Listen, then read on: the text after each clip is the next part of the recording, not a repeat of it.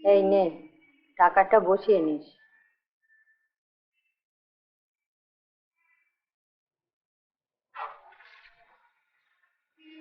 মা, আজ কিন্তু রেশন আসেনি। মা